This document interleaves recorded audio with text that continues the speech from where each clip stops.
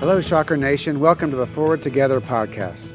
My first guest today has spent much of her life doing things that most of us only see in James Bond or Jason Bourne movies. Jonna Mendez is the retired chief of disguise for the CIA. During her tenure with the CIA, she was an expert in disguise, identity transformation, and clandestine imaging. During her tenure with the CIA, she matched wits with intelligence agencies across the globe during the Cold War. She is also a proud Shocker, having attended Wichita State in the mid-1960s. Good afternoon, Jonna. So good to see you. Thank you for agreeing to join the podcast today. We're very interested in hearing more about what you've been up to since you were in Wichita. So after you left Wichita State, as you told me earlier before we taped this in the late 60s, how did you get connected with the CIA? Well, it's a little bit of a story, as you might imagine. I didn't even know what the CIA was back then. I don't think I knew. I went to Europe to be at my best friend's wedding. She was marrying an army officer who was stationed in Germany, in Fulda. And so that went wonderfully. After the wedding ceremony, we were all dressed up. We got in tanks and we paraded through this little town. And then I was sleeping on their couch for maybe a week when a bell went off that maybe as they prepared to go on their honeymoon, I should also prepare to leave. So I took a train back to Frankfurt, Germany. And I decided then that I didn't want to go back to Wichita. So what to do? I was, how old was I? I wasn't very old. Maybe I was 19. I went to the train station, got a pocket full of change, pulled out a phone book in a German phone booth, and started alphabetically calling American businesses. So it was banking town. I made 4 calls. I called the American consulate. They said, honey, we don't do jobs. We do visas. I called Bank of America. I called American Express. And then I called Chase Manhattan Bank. And well, it was interesting. I said, I'm looking for a job. They said, do you speak German? I said, no. They said, have you worked in a bank before? I said, no. They said, do you have a work permit? I said, I do not. And they said, why don't you come down and talk to us? And they hired me. So that was how to get my foot in the door. To leap forward, there were some Americans coming into that bank every week, probably with their paychecks. They were civilians. This was at the time when there was an enormous American military presence there. But these were not military people. So I got to know them and went to some wine festivals with a group of them, started dating one of them. Another leap forward. So when he proposed to me in Vienna, Austria, 3 days before he proposed to me, he told me he worked for the CIA. He said, you'll love it. Lots of travel, see the world. And I really liked it. So that's how that went. I then was a wife of a CIA officer, and overseas, they will hire you on a contract basis. So I wasn't recruited. I kind of came in a side door. There I was. I see. So and we'll hear more about some of that here in a second. I read an interesting and kind of humorous story about a meeting you had with President George H.W. Bush, who used to be also the CIA director. Yeah. When you were during that meeting, able to show him some of your disguise skills. Tell us that version of that meeting. Tell us your version of that meeting. was a meeting that wasn't supposed to happen. I had never intended to take these materials to the White House, but my boss and his boss, they all wanted to.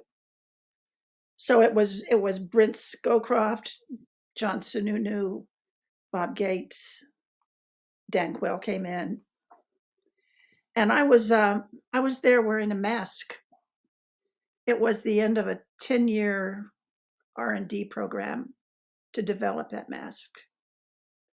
We already had used masks over the years, but they were like Hollywood stunt double masks. They looked great, but they didn't move. So if you're in a car, they were sufficient, but we needed something that you could actually wear. So I was wearing the second one in the White House. The first one, I was an African American male. Looked great. I told him I can't carry it off though. I'm not a man. I don't have a man's voice. So we made a second one. And the second one was the face of a young woman that worked for me who was she was leaving for California. It was her goodbye present. It was her face. She was cute.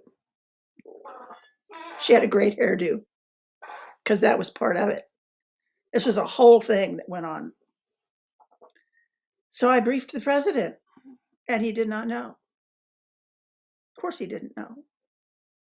We wouldn't have done it if we didn't think it would work. But I must say, when I took it off, it was a moment. He loved it. He just I always thought he was a very emotionally kind of flat guy on a TV screen. Well, he was not emotionally flat. He thought this was very fun. John Sununu, who was sitting next to me, was making all these notes because he was going to go next. He's working on he wasn't listening at all to me, wasn't looking. He looked up. He almost fell off his chair. So I was the first one to brief the president that day, and then I was the first one to leave and go to the outer office. And the White House photographer, who had been in there the whole time, ka-ching, ka-ching, ka-ching. I think she's always in there. She came out and said, "Excuse me, what did you do?" And I said, "I can't tell you, it's classified." And I think I ticked her off because it took 10 years for that photo to show up in my office. And they had airbrushed the mask out. I was holding it up in my hand. And instead, I have a picture in my library. They left my finger in. It looks like I'm lecturing the president. So my friends would come in and see that picture and say, "What were you telling him?" And I say, "It's classified. I can't talk about it." That was the mask. Yeah. Very interesting. As I was sitting here listening to you, we actually have had other graduates who've worked for the CIA and also the Secret Service. So I don't know what it is in terms of some of the education that we have given our students that have perhaps been connected. But could you tell us what your time here at Wichita State, how that contributed and how that may have helped you and the kind of work that you ended up doing at the CIA? When I went to Germany and decided to stay, I wanted to do something that had some meaning to it. But I was thinking that way, something that would make a difference. What would it be? Well, it clearly wasn't going to be at Chase Manhattan Bank. And I worked briefly at a big military hospital. And that played to my strengths because I had worked for a group of anesthesiologists at Wesley when I was going to Wichita State. That's where my tuition came from. So I had some knowledge, but that still wasn't it. But jumping into the CIA, I could see an opportunity to do something worth doing and maybe to help make a difference. And I think a lot of your WSU people who find themselves going into these pieces of government, some of them might have the same kind of motivation. I speak every summer, for instance. There's a group of 1,500 young high school graduates that come through in these organized groups. And I speak to them 200 at a time, talking about doing something that makes a difference. There's a huge government thing here. You've never even heard of it. Fabulous jobs. I mean, see the world or not, but consider it. Yeah. I don't know if you know this, with the expansion of the university, it's not exactly related to the work of the CIA, but we have a very strong school of criminal justice here, that has developed all kinds of partnerships with our local policing agencies, the Justice Department, and the ATF, and alcohol, tobacco, and firearms. And they're moving a gun crime intelligence, or they're developing a new gun crime intelligence center here on our campus. And it's because of our expertise in criminal justice, some of this related kind of work, that has really spurred that. And then also the work that we've been doing in our research and digital transformation, which, it's so important when you're doing intelligence type work, from what I've learned. And I'm assuming you know that as well. Those things, they fit together. Intelligence and law enforcement and the whole criminal aspect of it. ATF, for instance, I almost got shot once because they were worried that I was ATF. But then I was a woman, and they thought, ATF doesn't hire women, do they? So they didn't shoot me. But it's all of a piece, and it's all worth doing. We recruit from some of those pools of people. It's a wonderful background.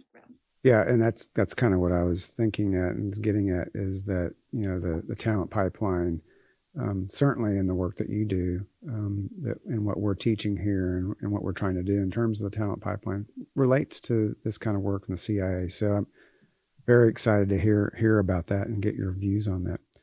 So one more piece of it, though, the CIA was very late to adding the cyber piece to our arsenal of skills.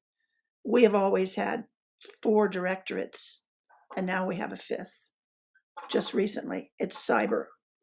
It's all that technology that we pulled together in one place at CIA. It's huge. Yeah, and that's what we're learning in terms of our expansion of our programming and what we're teaching our students. Everything's become technology based, digitally based, in all of our fields. We just started an applied linguistics program on campus a couple of years ago because of the need for linguists actually in the intelligence world. I'm assuming that you probably know that the CIA hires lots of linguists in terms of their work there. So we do. Yeah. And we've always been stymied because we wanted American citizens, but we always wanted also native or near native language capabilities. There's always been a disconnect there. Yeah. All right. So what's next for you? You've had this great career. You've talked to the president, briefed the president of the United States. Very exciting. I'm sure other exciting things that we haven't covered. What does retirement look like for you? It's hard. It's busy.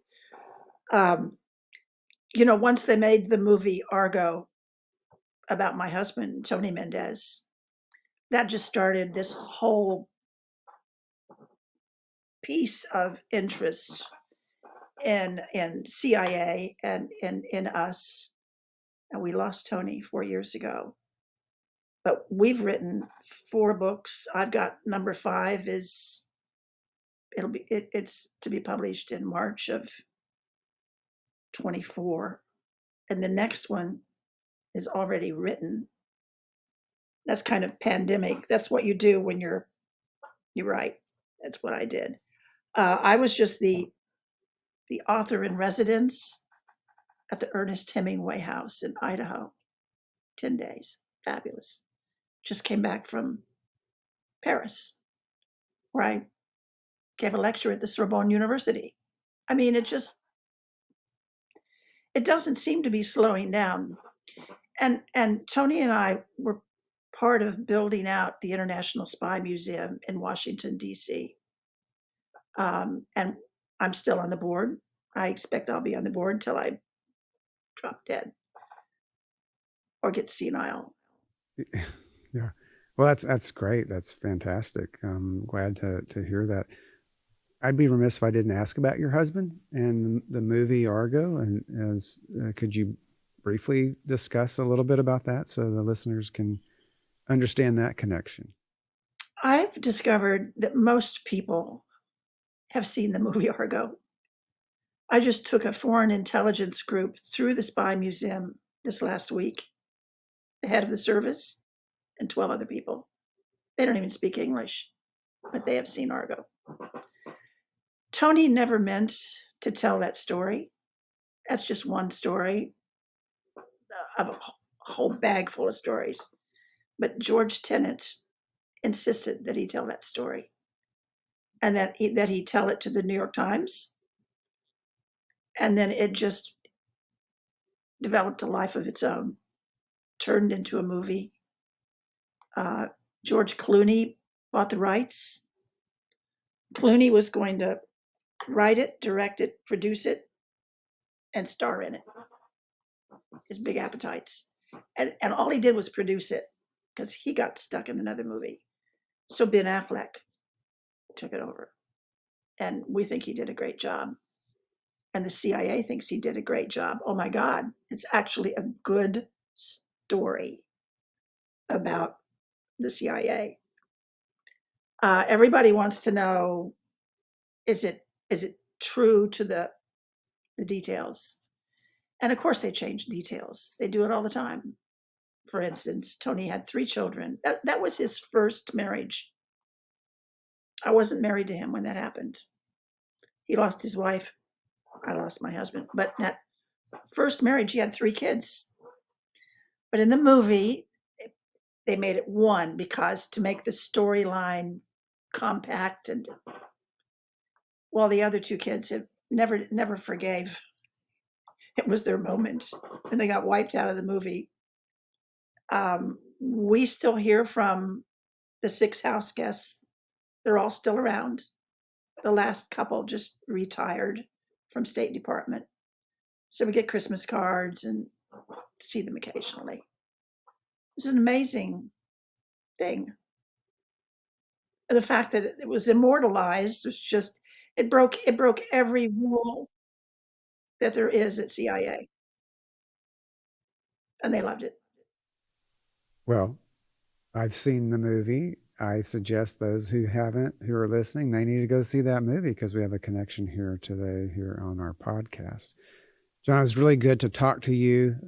It's a very interesting life that you've led that started here in Wichita and a connection to Wichita State. I hope that we can see you sometime back here in Wichita. If you do happen to come back, please stop by and we'll visit some more. I think I'll make a point of it. Yes, so good to meet you. Thank you for being here. Love talking to you. On the next edition of the Forward Together podcast, join me when I talk to some of our current shockers about their experiences learning, working, and growing at Wichita State. Thank you for joining me today, and remember to rate, review, and subscribe wherever you listen to the Forward Together podcast.